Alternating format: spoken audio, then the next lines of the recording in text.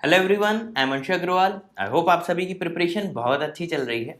और आज हम लोग सेकंड लास्ट पार्ट करेंगे आईपी में 2021 के सॉल्यूशंस में क्वांट का। और ध्यान से ये वीडियो देखना। इस वीडियो को देखने के बाद भी अगर आप लोग पहली बार इस चैनल में वीडियो देख रहे हो तो आप ये समझ जाओगे कि हमारा चैनल क्यों इंपॉर्टेंट है। क्योंकि हमारे चैनल में टफ से टफ क्वेश्चन के बहुत ईजी सॉल्यूशन हम लोग प्रोवाइड कर देते हैं। लाइक इसी पार्ट में एक अभी क्वेश्चन आएगा टाइम स्पीड डिस्टेंस का। उसको बाकी लोग बहुत लंबी मेथड से सॉल्व करते हैं। इवन बहुत अलग अलग टाइप के लोग भी, है ना, ये बताऊंगा नहीं। लेकिन उस क्वेश्चन को जब हम करेंगे वो क्वेश्चन हम लोग विद इन 30 सेकेंड सॉल्व कर लेंगे। ठीक है, तो आप इस चैनल से ये चीज़ सीख पाओगे कि किस क्वेश्चन को किस तरीके से देखना चाहिए, है ना। नॉर्मल आम तरीके जैसे करोगे, जैसे बाकी लोग करेंगे, तो वो क्वेश्चन आपसे बन जाएगा, लेकिन 2 मिनट्स 2.5 मिनट ऐसे बनेगा। लेकिन अगर ध्यान से दिमाग लगा के देखोगे तो वो क्वेश्चन आपसे विद इन 30 सेकेंड्स बन सकता है। ठीक है। और हाँ, अगर आपको आईपी मैट या जेप मैट के इजी सॉल्यूशंस चाहिए, इवन कई स्टूडेंट्स को कैट जेट आईएफटी के भी, है ना, तो आप हमारे चैनल की प्लेलिस्ट पे जाइए। वहाँ पे आपको पूरे सॉल्यूशंस मिल जाएंगे क्वांट और एलआरडीआई के। ठीक है, ये कुछ काम की चीज़ें हैं। हमारे चैनल पे आप लोग देखो, कोई भी brand, so called brand join करने से पहले हमारे चैनल में कुछ चीज़ें देख लेना। ठीक है, पहले आप हमारे चैनल में मोर देन 600 वीडियोज़ हैं जो यूज़फुल हैं, उनको देख लो। उसके बाद आपको लगे कि तरीका हमारा ज़्यादा अच्छा है, तो जबरन क्यों इधर उधर लोगों के कहने पे भगना। ठीक, सबसे इजी सॉल्यूशंस आपको हमारे चैनल पे मिल जाएंगे, और easy solution plus easily understandable दोनों चीज़ें यहाँ पे होंगी। ठीक है, प्लेलिस्ट में आपको आईपी मैट इंदौर और जिप मैट के सॉल्यूशंस मिल जाएंगे क्वांट एलआरटीआई के। ठीक, और हाँ, अगर आपको हमारा कोर्स परचेस करना है तो आप हमारे वेबसाइट www.catipmat.com/IPM2023, जो लोग 2023 को आईपीएम लिखेंगे नेक्स्ट ईयर, और अगर जो लोग अभी 11th में गए और जो लोग 2024 में आईपीएम देने वाले, वो /IPM2024 पर क्लिक करके कोर्स परचेस कर सकते हैं। और हाँ, चैनल को लाइक, सब्सक्राइब और शेयर करना मत भूलना। अगर वीडियो पसंद आए तो अभी लाइक जरूर कर देना, भले ही सॉल्यूशन देखने के बाद करना। ठीक, चलो शुरू करते हैं क्वेश्चन नंबर 21 से। और हाँ, एक चीज और, सब कुछ जितने भी क्वेश्चन है सब सिमिलर है हमारे वीडियो कोर्स से रिलेटेड। ठीक, चलो। In a city 50% of the population can speak in exactly one language among Hindi, English, Tamil, है ना। सिंपल तरीका है भाई, क्या करना है। सबसे पहले तो 3 के सेट का क्वेश्चन है, ये तुरंत पढ़ते से ही पहली लाइन समझ में आ जाना चाहिए। तो 3 ऐसे डायग्राम बना लो जल्दी जल्दी। ठीक है, और इनको करने का तरीका बहुत डिटेल में मैं अपने उसमें समझा ही चुका हूँ। आप लोगों को पता हो तो बहुत अच्छी बात है। ठीक, तो एक बना लो, क्या क्या थे, हिंदी, इंग्लिश, तमिल। हिंदी, इंग्लिश, तमिल। सबसे पहले काम ए बी सी लिख लेना चाहिए। ए बी सी ये एग्जैक्टली 1 होते हैं, एक्स वाई जेड ये एग्जैक्टली 2 होते हैं, और ये ऑल 3 होते हैं। और अगर ये तीनों में से कोई लैंग्वेज नहीं बोल रहा है कोई, तो बाहर एन लिख लो। ठीक, ये एन होता है जो ना हिंदी, ना इंग्लिश, ना तमिल स्पीक वाले हैं। 50% है, एग्जैक्टली 1। ठीक है, तो ध्यान देना, A plus B plus C is equal to हम लिख लेते हैं 50। इक्वेशन 1 बोल देते हैं, बहुत आराम आराम से समझाऊंगा। 40% of the population can speak at least 2 of this 3 language. देखो, एटलीस्ट 2 लिखा है, एग्जैक्टली 2 नहीं लिखा। सेट थ्योरी में एक चीज हमेशा ध्यान रखना, ये लोग यानी वर्ड्स में काफी उलझा देते हैं, तो एक एक वर्ड बहुत ध्यान से पढ़ना। एटलीस्ट लिखा है कि एटमोस्ट लिखा है कि एग्जैक्टली लिखा है। ठीक है, तो एटलीस्ट 2 लैंग्वेज यानी X plus Y plus Z plus K हो गया, 2 और 3 दोनों आ जाएंगे इसमें। ये 40% पॉपुलेशन है, इक्वेशन 2 बोल दो। More over the number of people who can not speak in any of this 3 languages, यानी एन की बात हो रही है, is twice the number of people who speak in all this 3 languages, यानी एन इज इक्वल टू 2 के दिया हुआ है, ये 3 बोल दो। आगे, if 52% of the population can speak इन हिंदी, 52 यानी यहाँ पे 52 आ जाएगा, क्योंकि हिंदी की बात चल रही है, ओनली हिंदी नहीं हो रहा, तो एक ही जगह 52 मत लिख लेना, छोटी मगर मोटी बात है। And 25% of the population can speak exactly in one language among English and Tamil. देखो 25 बोल रहे हैं, exactly 1 language among English and Tamil, English और तमिल ये है ना, एग्जैक्टली वन, ये ना वाई की बात हो रही है ना। Oh sorry, 25% of the population can speak exactly in one language, सिर्फ एक ही लैंग्वेज है ना, इंग्लिश एंड तमिल, बी और सी की बात हो रही है, बी प्लस सी, ठीक है, एग्जैक्टली टू नहीं बोला था, एग्जैक्टली वन बोला है, English and Tamil B and C, कितना है ये 25%, ठीक है, ये इक्वेशन 4 बोल दो। अभी दिमाग लगाने का काम चालू नहीं करेंगे, जब फाइनल क्वेश्चन पूछेगा तब देखेंगे।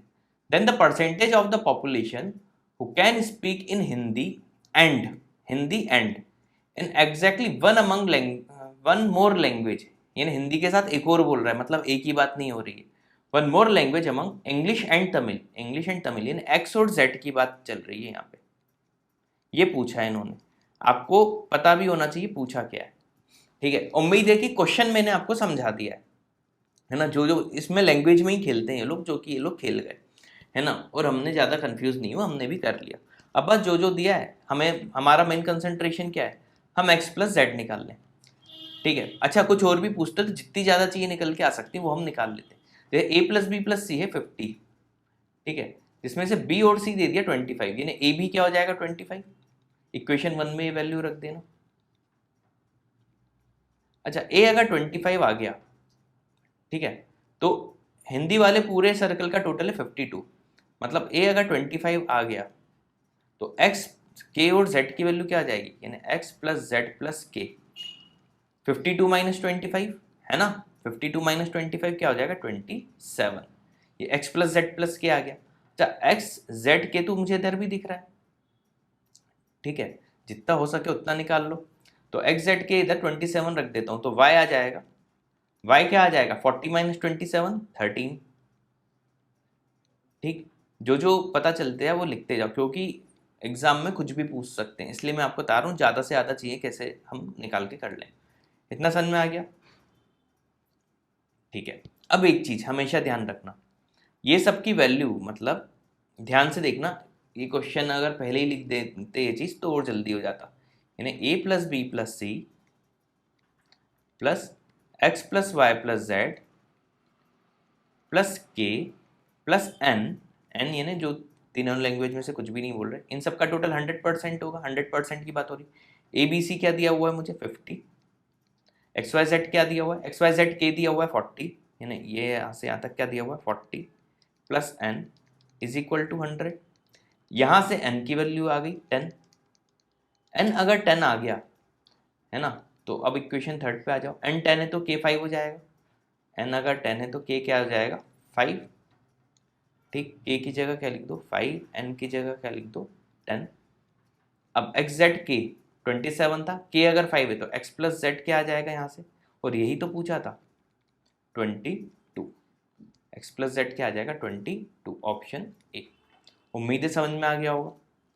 चलो ये तो इस क्वेश्चन की हो गया, अब क्योंकि हम लोग डिटेल में देख रहे हैं तो हम लोग ये देख लेते हैं कि और कुछ भी हम निकाल सकते हैं केस में, ठीक है, वाई 13 आ गया, एक्स वाई जेड के वाई आ गया, के आ गया, मेरे ख्याल से तो और कुछ नहीं बता सकते, तो जो बता सकते थे वही इन्होंने पूछ भी लिया, ठीक, बी और सी का टोटल पता है एग्जैक्टली, ठीक है। चलो अगला क्वेश्चन जो पूछा था वो तो आंसर आ ही चुका है, ये 22 क्वेश्चन। पहले मैं एक नॉर्मल तरीका बता देता हूँ जैसे कि सब लोग करेंगे, है ना, फिर मैं इसको ओरल करना बता दूंगा, ठीक है, ताकि आपको दोनों चीज समझ में आ जाए, बेसिक से भी समझ में आ जाए। अ train left point A, point A बोल देते हैं ये रहा, एट 12 नून, एक ट्रेन यहाँ से जा रही है 12 बजे, ठीक है, 2 hours later another train, 2 hours later मतलब एक दूसरी ट्रेन जाएगी 2 PM पे। जब क्वेश्चन में AM PM दिया हो ना तो पूरा डिटेल में लिखना चाहिए ताकि कोई कंफ्यूजन ना हो, छोटी मगर मोटी बातें। सेम डायरेक्शन में जा रही, ये दूसरी ट्रेन को 8 PM पे ओवरटेक कर लेती है, मतलब यहाँ पे मान लो पॉइंट बी पे पहुँच गए ये लोग, है ना, ये ट्रेन यहाँ पे पहुँची 8 PM पे, और दूसरी भी यहाँ पे कब पहुँची, ओवरटेक किया 8 PM पे, ठीक। It is known that the sum of the speed of two train, अच्छा इसकी स्पीड मैं S1 मान लेता हूँ और इसकी स्पीड S2, तो S2 plus S1 is equal to दे दिया इन्होंने 140 किलोमीटर पर आवर, है ना, इतना समझ में आ गया। Then at what time should the taken, ठीक है, बात की बात है, पहले यहीं तक के देख के थोड़ा सा सॉल्व कर लेते हैं, है ना, जैसे सब लोग करते आम जनता। देखो पहली ट्रेन जो थी S1, इसको 8 आवर्स लगे, यानी time taken by train 1 8 hours point B तक जाने में, और ट्रेन 2 को जितना टाइम लगा होगा उसको 6 आवर्स लगा होगा, क्योंकि वो 2 घंटे बाद चालू किया उसने। अच्छा, स्पीड और टाइम रेसिप्रोकल होते हैं, यानी speed of train 1 upon speed of train 2 is equal to time taken of train 2 जो कि 6 है upon time taken of train 1, है ना, 3 और 4 का रेशियो है। अब स्पीड ऑफ ट्रेन 1 3x मान लेंगे तो स्पीड ऑफ ट्रेन 2 क्या हो जाएगा 4x, और ये दोनों का एडिशन दिया है 4x प्लस 3x 7x जो कि 140 है, तो x 20 आ गया, मतलब पहली ट्रेन की स्पीड 23 सा 60 किलोमीटर पर आवर है और दूसरी की स्पीड 24 सा 80 किलोमीटर पर आवर है। अब अगर ये समझ में आ गया, अब ये जो पूछेगा वो हम बता देंगे, है ना। अब क्वेश्चन देख लेते हैं। Then at what time would the second train overtake the first train if instead of the second train had started from point A in the same direction 5 hours after the first train। अच्छा, पहले वो 2 घंटे बाद चालू कर रही थी, अब वो 5 घंटे बाद, तो 5 घंटे में ट्रेन 1 कितना चल देगी, बेसिक कंसेप्ट है 60 इंटू 5 300 किलोमीटर। अब हमें पता ही है अगर 2 पॉइंट के बीच की डिस्टेंस कितनी है 300, है ना, और एक ट्रेन ये जा रही, एक ट्रेन ये जा रही S2 और ये S1, तो टाइम टेकन कितना होगा, distance upon relative speed, relative speed क्या होता है सेम डायरेक्शन में माइनस हो जाती है, तो 80 माइनस 60 हो जाएगा, 80 माइनस 60 क्या होता है 20, मतलब 15 आवर्स। 15 आवर्स के बाद वो ट्रेन क्रॉस कर लेगी या ओवरटेक कर लेगी, ठीक है, कौन से टाइम के बाद, 5 आवर्स बोला था ना इन्हें, 5 PM के बाद।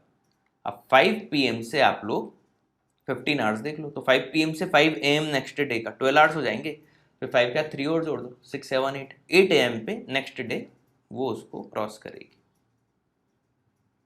Answer C. उम्मीद है समझ में आ गया होगा।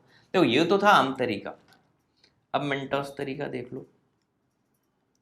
देखो सीधी बात है, इसमें इन सब की जरूरत ही नहीं थी, 2 ट्रेनें अगर कांस्टेंट स्पीड से ही जा रही हैं, तो अगर पहली ट्रेन 2 आवर्स बाद चालू करती है तो वो कब मिल रहे हैं, कहाँ गया, 8 PM, है ना, 8 PM मतलब 2 घंटे बाद चालू की थी और 2 बजे और 8 बजे मिल गई, मतलब 6 आवर्स के बाद मिल गई, है ना, 2 बजे से बात करें तो अगर यही 5 आवर्स का डिले होता तो ये 6/2 इंटू 5 आवर्स के बाद मिलते, है ना, 15 आवर्स। ये लो 15 आवर्स मैंने कितनी जल्दी ओरल बता दिया, है ना, यहाँ पे भी यही आया था, और ये कोई स्पीड नहीं निकाली मैंने, मतलब कई बार लंबा क्वेश्चन बनाने के चक्कर में ये लोग छोटी छोटी गलतियां कर देते। हाँ, अगर स्पीड किसी ट्रेन की पूछी होती तब बात अलग है। देखो एक तरीके से मैंने 15 आवर्स कितनी देर में निकाला था, और दूसरा विद इन 30 सेकेंड्स निकाल लिया। 15 आवर्स वही 5 बजे के बाद 8 AM नेक्स्ट डे। अब दोनों में से जो सा तरीका समझ में आया हो कर लो, इसलिए 2 मेथड बता दी क्वेश्चन को सॉल्व करने की, एक था आम तरीका जो कि 2 to 3 मिनट लेता, और एक था दिमाग लगाने वाला तरीका। क्वेश्चन नंबर 23, बहुत बेसिक क्वेश्चन है, बहुत सिंपल क्वेश्चन है ना, 5 डिजिट का नंबर है, डिस्टिंक्ट डिजिट्स, इस पे ध्यान देना बस, डिजिट्स क्या है distinct, can be found subject only odd digits occur eight odd places, यानी ऑड प्लेसेस पे सिर्फ ऑड डिजिट्स आएंगी। अच्छा, ऑड डिजिट्स क्या होती हैं 1 3 5 7 9, मतलब एक प्लेस पे 5 वेज हैं, फिर बचे 4 क्योंकि डिस्टिंक्ट होने चाहिए, और एक 3, तो 5 इंटू 4 इंटू 3 कितना आ गया 60। जो कंडीशन दी हुई है पहले उसको फिलफिल कर लेना चाहिए, सबसे आसान तरीका होता है। अब हम कंडीशन से ऊपर उठ गए। अब देखो यहाँ पे कोई से भी, इसमें कोई कंडीशन नहीं थी, यहाँ पे इवन ऑड कुछ नहीं लिखा है, तो हम इवन भी दे सकते हैं ऑड भी दे सकते हैं। अब देखो टोटल 10 डिजिट्स टोटल आ सकती है यहाँ पे, लेकिन 3 डिजिट्स आ चुकी इन 3 प्लेसेस पे अलग अलग, तो 10 माइनस 3 कितना हो गया 7, तो यहाँ पे कोई भी 7 आ जाएंगी और यहाँ पे कोई भी 6 आ जाएंगी सेम लॉजिक से, तो इंटू 7 इंटू 6, 7 6 जा 42, सॉल्व कर लेते हैं, 25 20, ऑप्शन सी क्लियर। 23 का आंसर 25 20। ये तो हमारे वीडियो कोर्स में शायद हो सकता है एग्जैक्ट क्वेश्चन है, थोड़ा बहुत वैल्यू चेंज होंगी, बहुत बेसिक से सिखाया हुआ है ना। फॉर्मूला क्या होता है NC2, अगर उस n लाइन में m कोलिनियर है तो माइनस कर दो MC2। अब क्योंकि स्ट्रेट लाइन से तो ये कोलिनियर पॉइंट मिलके एक स्ट्रेट लाइन तो देते हैं, तो +1 कर देना चाहिए, ठीक है, स्ट्रेट लाइन के केस में। 10C2 दुनिया जानती क्या होता है 45 n इंटू n माइनस 1/2 से। 5 पॉइंट कोलिनियर है 5C2 10, तो 45 माइनस 10 क्या हो गया 35, +1 कर दो तो 36 आंसर। ये क्वेश्चन आपका 30 सेकंड्स के अंदर ही हो जाना चाहिए था। D option 25। The x intercept of the line that passes, ये भी बहुत ही बेसिक क्वेश्चन है। पॉइंट ऑफ इंटरसेक्शन, तो एक लाइन है 2x + 2y = 4, एक है 2x + 3y। इस वाले इक्वेशन में 2 का मल्टीप्लाई कर दें तो क्या हो जाएगा 2x + 4y = 8, और एक लाइन को डायरेक्ट लिख लो, माइनस कर दो तो y = 2 आ जाएगा, किसी भी एक इक्वेशन में रख दो तो 4 2 साइड गया, x 0 आ जाएगा। यानी ये कौन से पॉइंट से पास हो रही है 0,2 से, ठीक है 0,2 से। उम्मीद है इतना समझ में आपको आ गया होगा, ठीक। एक सेकेंड ना, हाँ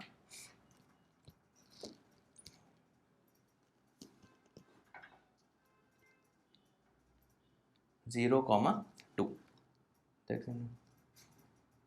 and is perpendicular to the line 3x - y = 2।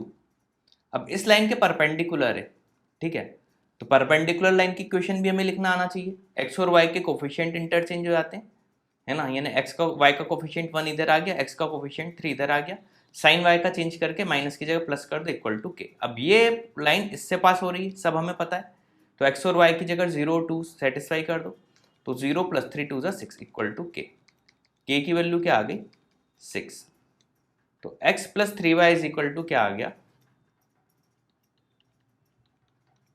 Basic अगर आपको चीज याद हो 6 से डिवाइड कर दो तो x/6 + y/2 = 1। x के नीचे जो होता है वो x इंटरसेप्ट होता है, y के नीचे जो होता है वो y का इंटरसेप्ट होता है, ठीक है। क्या पूछा था x intercept 6, answer option D, है ना। किससे कंपेयर करेंगे x/a + y/b = 1 से। इजी था, 25 का आंसर 6 ऑप्शन डी। तो उम्मीद है ये वीडियो भी अच्छे से समझ में आ गया होगा, बहुत बेसिक से पूरी चीज़ हमने समझ ली है ना।